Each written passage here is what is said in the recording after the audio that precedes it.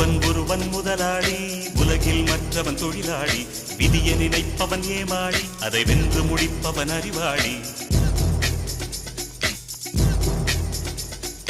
ஒருவன் முதலாளி, உலகில் மற்றவன் தொழிலாளி.